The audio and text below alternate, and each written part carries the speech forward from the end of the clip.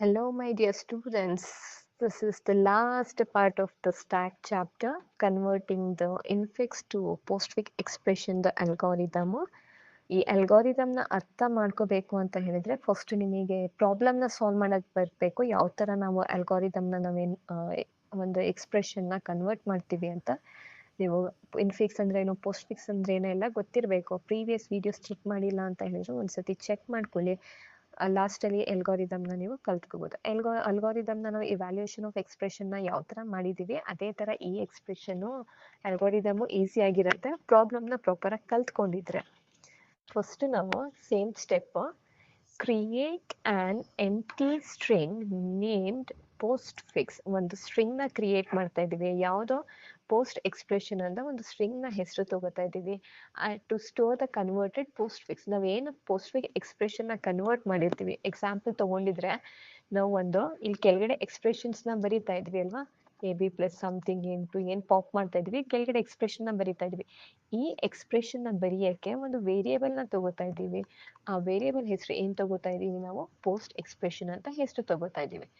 Input ಇನ್ಫಿಕ್ಸ್ expression ಇನ್ variable. ನಾವು ಏನು expression ಇದೆ ಆ ಎಕ್ಸ್ಪ್ರೆಷನ್ನ ಎಲ್ಲಿ ಬರಿಬೇಕು, ಫಾರ್ ಎಕ್ಸಾಂಪಲ್ ನಮಗೆ ಎ ಪ್ಲಸ್ ಬಿ ಅಂತ ಒಂದು ಎಕ್ಸ್ಪ್ರೆಷನ್ ಇದೆ. ಈ ಎಕ್ಸ್ಪ್ರೆಷನ್ ನಾವು ಯಾವುದಕ್ಕೆ ಹಾಕ್ಬೇಕು, ನಾವು ವೇರಿಯೇಬಲಿಗೆ ಸ್ಟೋರ್ ಮಾಡಬೇಕು. ಒಂದು ವೇರಿಯೇಬಲ್ನ ತಗೋತಾ ಇದ್ದೀವಿ ಪೋಸ್ಟ್ ಫಿಕ್ಸ್ ಎಕ್ಸ್ಪ್ರೆಷನ್ ಅಂತ. ಇದೇ ಎಕ್ಸ್ಪ್ರೆಷನ್ ವೇರಿಯೇಬಲಿಗೆ ಈ ಎಕ್ಸ್ಪ್ರೆಷನ್ ಏನಾಗಬೇಕು, ಸ್ಟೋರ್ ಆಗಬೇಕು.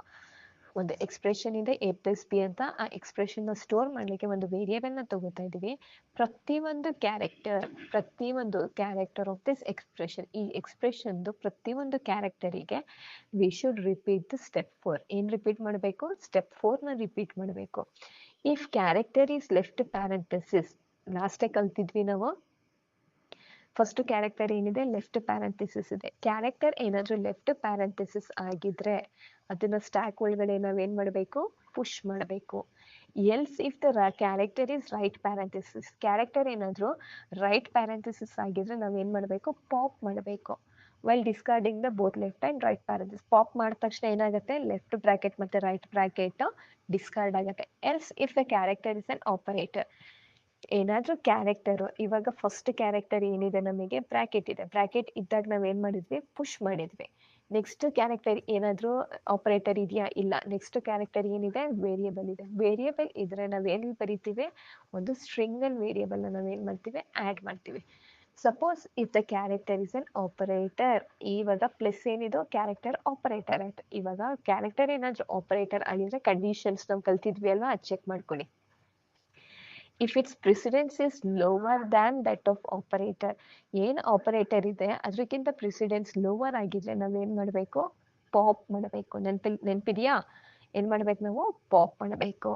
Till an operator with the less than the current operator is encountered. ಯಾವಾಗ ತನಕ ನಾವು ಪಾಪ್ ಮಾಡಬೇಕು, ಯಾವಾಗ ತನಕ ನಮಗೆ ಲೆಸ್ ಪ್ರಿಸಿಡೆನ್ಸ್ ಇರೋದು ಸಿಗೋದಿಲ್ಲ ಅವಾಗ ತನಕ ನಾವೇನು ಮಾಡಬೇಕು, ಪಾಪ್ ಮಾಡಬೇಕು. ಪಾಪ್ ಮಾಡಿ ಏನು ಮಾಡಬೇಕು, ಸ್ಟ್ರಿಂಗ್ಗೆ ಆ್ಯಡ್ ಮಾಡಬೇಕು.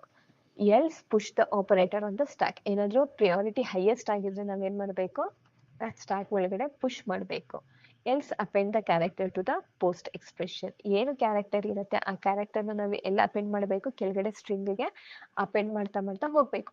ಇವಾಗ ನಮಗೆ ಏನಿದೆ, ಕ್ಯಾರೆಕ್ಟರು ಬಿ ಬಂದಿದೆ. ಬಿ ಏನಿದು ಕ್ಯಾರೆಕ್ಟರ್ ಬಿ ಬಂದ ತಕ್ಷಣ ಎಲ್ಲಿಗೆ ಆ್ಯಡ್ ಮಾಡಬೇಕು ನಾವು, ಇಲ್ಲಿಗೆ ಸ್ಟ್ರಿಂಗ್ಗೆ ಆ್ಯಡ್ ಮಾಡಬೇಕು. Pop elements from the stack and append to the postfix until the stack is empty. Same process na repeat ಮಾಡಬೇಕು. ಯಾವಾಗ ತನಕ ನಮ್ದು ಸ್ಟ್ಯಾಕ್ ಎಂಟಿ ಆಗಲ್ಲ ಅವಾಗ ತನಕ. After that output post expression. Post expression ಅಲ್ಲಿ ಏನಿರುತ್ತೆ, ನಾವು ಇವ್ಯಾಲ್ಯೂಯೇಟ್ ಮಾಡಿರೋದು ಪೋಸ್ಟ್ ಫಿಕ್ಸ್ ಎಕ್ಸ್ಪ್ರೆಷನ್ ಇರುತ್ತೆ, ಅದನ್ನ ನಾವೇನು ಮಾಡ್ತೀವಿ, ಡಿಸ್ಪ್ಲೇ ಮಾಡ್ತೀವಿ.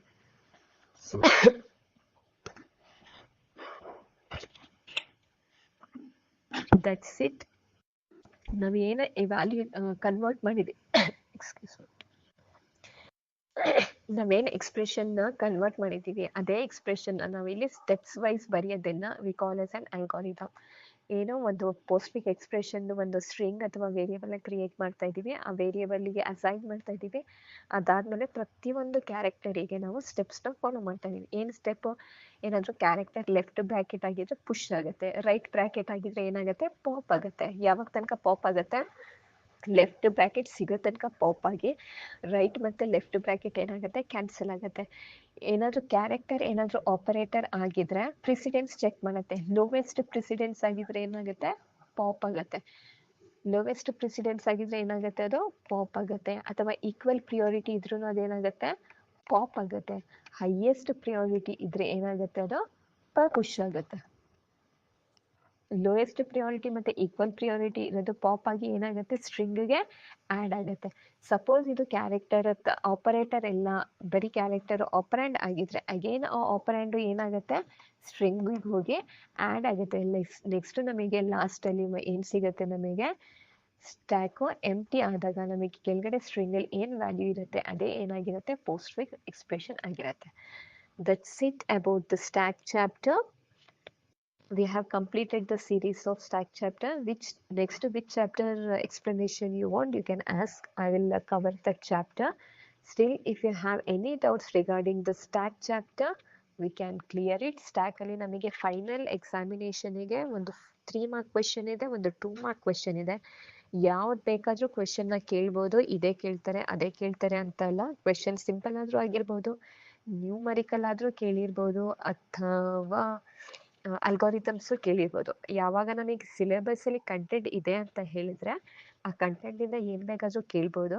ಚಾಪ್ಟರ್ಸ್ನ ಚೂಸ್ ಮಾಡ್ಕೊಳ್ಳಿ. ಮಾರ್ಕ್ಸಿಗೆ ಬ್ಲೂ ಪ್ರಿಂಟ್ ಇರುತ್ತೆ, ಚಾಪ್ಟರ್ನ ಚೂಸ್ ಮಾಡ್ಕೊಳ್ಳಿ. ಸ್ಟ್ಯಾಕ್ ಚಾಪ್ಟರ್ ಪ್ರಿಪೇರ್ ಆಗ್ತಾ ಇದ್ದೀರಾ ಅಂತ ಹೇಳಿದರೆ ಸಿಂಪಲ್ ಆಗಿದೆ, ಎಲ್ಲ ಕಾನ್ಸೆಪ್ಟು ಕವರ್ ಮಾಡ್ಕೊಳ್ಳಿ. So easily you can get 8 to 9 marks. ಈ ಚಾಪ್ಟರಿಂದ 8 ಇಂದ 9 ಮಾರ್ಕ್ಸ್ ಈಸಿಯಾಗಿ ಫೈನಲ್ ಎಕ್ಸಾಮಿಗೆ ನೀವು ಕವರ್ ಮಾಡ್ಕೋಬೋದು.